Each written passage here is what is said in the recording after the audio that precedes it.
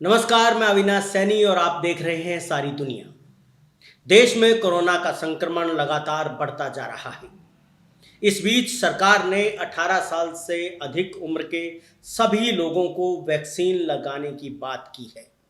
हालांकि अभी बहुत सारे राज्यों में वैक्सीन नहीं पहुंची है और 1 तारीख से 1 मई से जो वैक्सीनेशन का काम राज्यों में होना था, जिन लोगों ने रजिस्ट्रेशन करवाया था, उनको भी बहुत सारी जगहों पे वैक्सीन नहीं लग पाई है। लेकिन इस समय पे हम जो आपको बताना चाहते हैं वो बात ये है कि वैक्सीनेशन ज़रूर करवाएं, क्योंकि डॉक्टर्स का कहना है कि भारत में जो वैक्सीन प्रयोग की जा रही है वो 84% से लेकर 91% तक प्रभावी है, इफेक्टिव है। मतलब वैक्सीन लगवाने वाले 84% से 91% तक लोगों में संक्रमण नहीं होगा।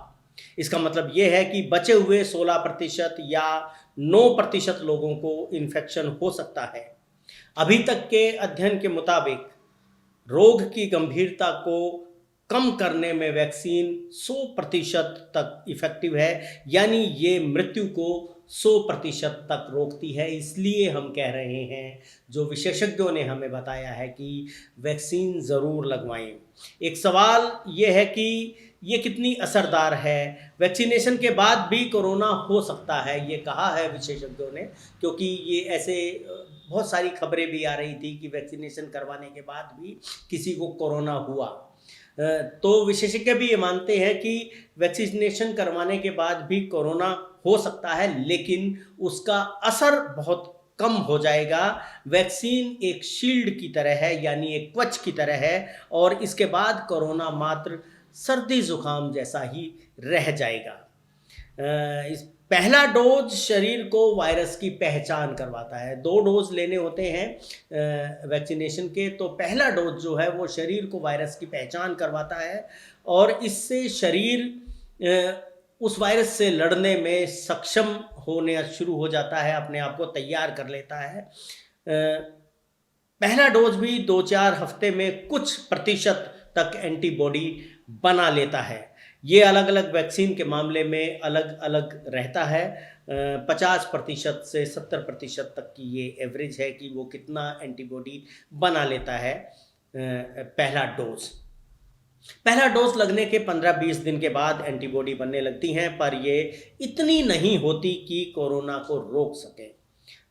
तभी दूसरी डोज लगाते हैं और इस डोज को हम कहते हैं बूस्टर डोज। सेकंड डोज जो है, जिसको 6 से 8 हफ्ते में के बाद लगाया जाता है, वो बूस्टर डोज होती है और उस डोज को लगाने के बाद जो एंटीबॉडी बनने का काम है वो तेज़ हो जाता है। वैक्सीनेशन का काम कोरोना वायरस के प्रभाव को कम करना है। दूसरी डोज के 15 दिन बाद वायरस के गंभीर लक्षण पैदा करने की क्षमता शून्य हो जाती है, ऐसा विशेषज्ञ बताते हैं। कुछ लोगों ने वैक्सीन के दोनों डोज लेने के बाद भी संक्रमित होने की बात कही है। ऐसी खबरें आती हैं कि दोनों डोज लेने के बाद भी कोई संक्रमित हुआ है। तो इसमें मुख्य बात ये है कि अगर हम ढिलाई बरतेंगे, अगर हम पूरी सावधानी नहीं बरतेंगे, तो हो सकता है कि दोनों डोज लेने के बाद भी कोरोना का आक्रमण हम पे हो जाए, संक्रमण हमें पकड़ ले।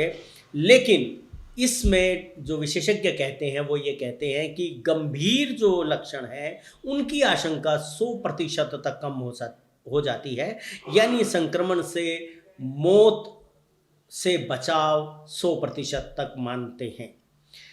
वैक्सीन लगवाने के बाद कोरोना संक्रमण हुआ भी तो 99% मरीजों का इलाज घर पर ही हो सकता है।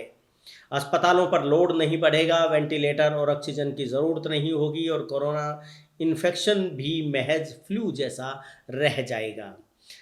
यदि देश के 70% लोग टीका लगवा लें, वैक्सीन लगवा लें, तो ये हो सकता है कि हर्ड इम्यूनिटी पैदा हो जाए, जिससे जिन लोगों ने वैक्सीनेशन नहीं करवाया है वो लोग भी इसकी वजह से कोरोना से अपने आप को बचा लेंगे। यानी अगर आबादी का 70% हिस्सा वैक्सीनेशन करवा लेता है तो पूरी आबादी में हर्ड इम्यूनिटी पैदा हो जाती है, ऐसा माना जाता है। वैक्सीन के 2 डोज़ लगवाने के 40-45 दिन बाद शरीर में इतनी एंटीबॉडी बन चुकी होती हैं कि ये वायरस को नष्ट कर देती हैं, उसे बढ़ने नहीं देती और तब देश में कोरोना संक्रमण की संभावनाएँ हम मान सकते हैं कि बिल्कुल नगण्य हो जाएँगी। वैक्सीन के साइड इफ़ेक्ट पे भी लोग बहुत सारे सवाल करते हैं कि बहुत सारे लोगों ने कहा है कि इससे बुखार होता है, साइड इफ़ेक्ट होता है, इसलिए लोग वैक्सीन लगवाने से डरते हैं। मन में एक भय रहता है कि वैक्सीन लगवाएँ और कहीं साइड इफ़ेक्ट ज़्यादा ना हो जाएँ और उसी का नुकसान हमें ना हो जाए। तो इस बारे में जो डॉक्टर्स कहते हैं, विशेषज्ञ कहते हैं, उनका कहना है कि अलग-अलग कारणों से एलर्जी हो सकती है, कुछ लोगों में रैशेज़ आ सकते हैं, सिर दर्द हो सकता है, कुछ को बुखार भी हो सकता है, पर ऐसे साइड इफ़ेक्ट्स की संख्या काफ़ी कम है। थ्रोम्बोसिस की आशंका भी रहती है, पर अमेरिका के आंकड़े बताते हैं कि 1 करोड़ लोगों में से 6 लोगों को ही ऐसी समस्याएँ आई हैं, वो भी उन महिलाओं को जो गर्भ निरोधक लेती हैं। लंबे समय तक यात्रा करने वाले लोगों, मोटे लोगों में भी ये समस्या हो सकती है। कुछ लोगों में गंभीर साइड इफ़ेक्ट्स भी पाए गए हैं, पर उनकी संख्या बहुत ही कम है और प्रतिशत में 0 के करीब है। ऐसे में हम किसी को वैक्सीन देने से इनकार नहीं किया जा सकता, ऐसा विशेषज्ञ कहते हैं और इस तरह से ये कहा जा सकता है कि हमें वैक्सीन ज़रूर लगवानी चाहिए जब भी हमें इसका मौका लगे और वैक्सीन उपलब्ध हो आपके आसपास तो आपको वैक्सीन ज़रूर लगवाने लेनी चाहिए। डरने की ज़रूरत नहीं है क्योंकि जो साइड इफ़ेक्ट्स की बात की गई है वो भी लगभग बहुत कम है, 0% के आसपास नगण्य ही है। तो अगर कोई आपको गंभीर बीमारी नहीं है जिसमें डॉक्टर मना करते हैं कि आपको वैक्सीनेशन नहीं करवाना है, आपको कुछ ऐसी बीमारियां हैं, तो आप वैक्सीन से बच सकते हैं। अन्यथा आपको वैक्सीन लगवानी चाहिए, लेकिन इसके लिए जो गंभीर रोगी हैं उनको अपने डॉक्टर से इस बारे में सलाह कर लेनी चाहिए या जो वैक्सीन लगाने वाले डॉक्टर हैं उनसे सलाह कर लेनी चाहिए।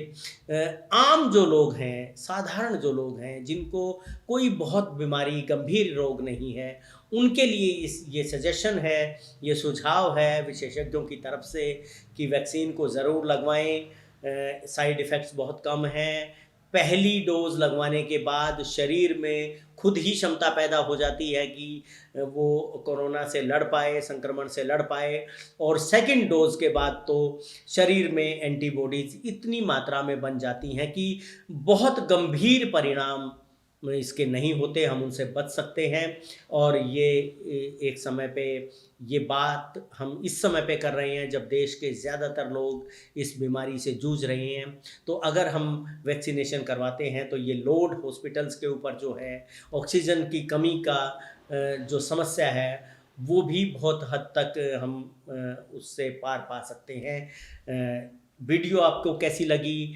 अपने सुझाव आप ज़रूर हमें दें और अगर आपको अच्छी लगी तो इसको आगे आप बढ़ाएँ ताकि ज़्यादा से ज़्यादा लोगों को इसका फ़ायदा हो सके। नमस्कार।